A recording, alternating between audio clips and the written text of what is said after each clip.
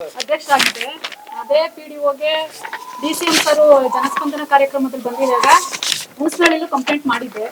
ಆದ್ರೂ ಇವತ್ತು ಸರ್ ಯಾರಿಗೂ ಸಿಒ ಇಂದ ಬಂದು ಅವ್ರಿಗೇನು ಅಬ್ಜೆಕ್ಷನ್ ಮಾಡಲಿಲ್ಲ. ಲಂಚ ತಗೋತಿದ್ದಾರೆ ಅಂತಾನೆ ಪ್ರಾಮಾಣಿಕವಾಗಿ ಹೇಳಿದ್ದೆ ನಾನು ಅವತ್ತೇ. ಅಂದ್ರೆ ಇಂಥವ್ರ ಹೆಸರು ಅಂತ ಹೇಳಿರ್ಲಿಲ್ಲ.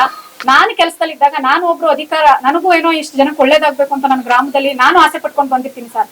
ನಾನಿದ್ದಾಗ ಕಿಂಚಿತ್ತು ಪಿಡಿಒ ನನಗೇನು ಸಹಾಯ ಮಾಡಿ ನನ್ನ ಜೊತೆ ಕೈ ಜೋಡಿಸಿ ಏನೂ ಕೂಡ ಕೆಲಸ ಮಾಡಿಲ್ಲ. ನಾನು ಮನೆ ಬಾಗ್ಲಿಗೆ ಹೋಗಿ ಈ ಖಾತೆ ಮಾಡಕ್ಕೆ ಅಂದ್ಬಿಟ್ಟು ಫೈಲ್ ಎಲ್ಲ ತಂದು ಈಗಲೂ ತಗ್ಸಿದ್ರು 150 ರೂಪಾಯಿ ಫೈಲ್ ಒಳಗಡೆ ಇಟ್ಕೊಂಡಿದ್ದಾರೆ. ಮನೆ ಬಾಗ್ಲಿಗೆ ಹೋಗಿ ಈ ಖಾತೆ ಮಾಡ್ಸಕ್ ಹೋದೆ ನಾನು.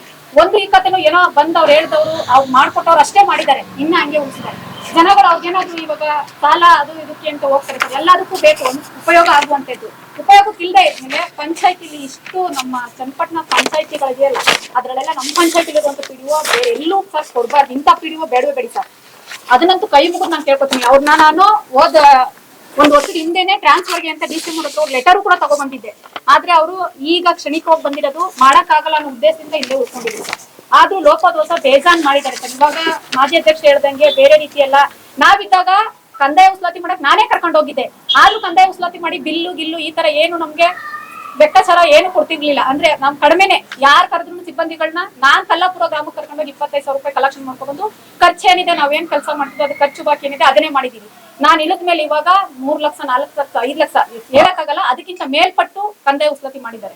ನಾನು 328 ಮನೆ ಅಪ್ರೂವಲ್ ತಗೊಬಂದಿದ್ರಿಂದ ಕಟ್ಟಡ ಲೈಸೆನ್ಸ್ ಇನ್ನೊಂದು ಮತ್ತೊಂದಂತ ಫೀಸ್ ಕಲೆಕ್ಟ್ ಮಾಡಿದ್ದಾರೆ. ಮಾಡಬಾರ್ದು ಅಂತ ಏನಿಲ್ಲ, ಅದು ಪಂಚಾಯತಿ ಅಭಿವೃದ್ಧಿ ಕೆಲಸ ಮಾಡ್ಲಿ. ಆದ್ರೆ ಅಭಿವೃದ್ಧಿ ಮಾಡೋ ಕಡೆ ಅವ್ರು ಮಾಡ್ಲಿಲ್ಲ ಸರ್. ಮಾಡೋದ್ರಲ್ಲಿ ಲೋಪದೋಷನು ಕೂಡ ಜೊತೆಗೆ ಸೇರಿಸಿ ಮಾಡ್ಕೊಂಡಿದ್ದಾರೆ ಸರ್.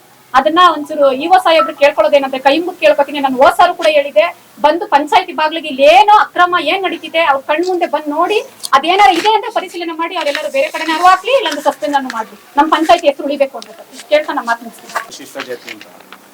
ಅದಾಗದೆ ಅದನ್ನ ಕಾನೂನುಬದ್ಧವಾಗಿ ಕೇಳಿದಾಗ ನಮ್ಮ 7ನೇ ತಾರೀಕು ಸಾಮಾನ್ಯ ಸಭೆ ಕರೆದಿದ್ರು.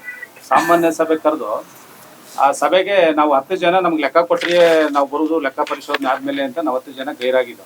10 ಜನದಲ್ಲಿ 6 ಜನ ಮೀಟಿಂಗ್ಗೆ ಹಾಜರಾಗಿದ್ರು. 6 ಜನದಲ್ಲಿ ಇನ್ನ ಎಕ್ಸ್ಟ್ರಾ ಇಬ್ಬರನ್ನ ಸೇರಿಸ್ಕೊಂಡು ಅವ್ರ ತಮ್ಮನ್ನು ರೆಡಿ ಮಾಡ್ಕೊಂಡು ಇದನ್ನೆಲ್ಲ ಅಪ್ರೂವಲ್ ಕೊಟ್ಕೋಬೇಕು ಅಂತ ನಮ್ಮ ಪಿಡಿಒ ಬಸವರಾಜ್ ಓಡಿಸಿ ಇದು ನೋಡಿ ಈಗ ಬೋಗಸ್ 8 ಜನಕ್ಕೆ ಮಾಡ್ಕೊಂಡು ಅಂತಾರೆ ಈ ಅಪ್ರೂವಲ್ ಸಭೆನ ಅವ್ರಿಗೆ ಪ್ರೊಸೀಜರ್ ಮಾಡೋರು. ಇದು ಮಾಡ್ಬೋದಾ? ಅಲ್ಲ ಸದಸ್ಯರ ಬಸವಣ್ಣ ಅವ್ರು ಏನ್ ಹೇಳ್ತಾವ್ರೆ ಅಂದ್ರೆ ಅವ್ರು ಏನ್ ಹೇಳ್ತಾವ್ರೆ ಅಂದ್ರೆ 16 ಸದಸ್ಯರಲ್ಲಿ 8 ಜನ ಅದೇ ಕನಿಷ್ಠ ಪಕ್ಷ ಅದೇ ರೀತಿ ಸಭೆ ನಡೆಸಬೇಕು. ಅಲ್ಲಿ ಮೊದಲಂಗಲ್ಲ, ಈಗ ಆನ್ಲೈನ್ ಮೀಟಿಂಗ್ ಆಗ್ಬೇಕಾದ್ರೆ ಮೀಟಿಂಗ್ ಪ್ರೊಸೀಡಿಂಗ್ ಆದ್ಮೇಲೆ ನೀವು ಯಾವ್ದೇ ಮೇಲೆ ಅಪ್ಲೋಡ್ ಮಾಡ್ಬಿಟ್ಟು ನಾವು ಹೆಬ್ಬೆಟ್ ಕೊಟ್ರೆ ನಾನು ಒಪ್ಪಿದ್ದೀನಿ ಅಂತ ಅರ್ಥ.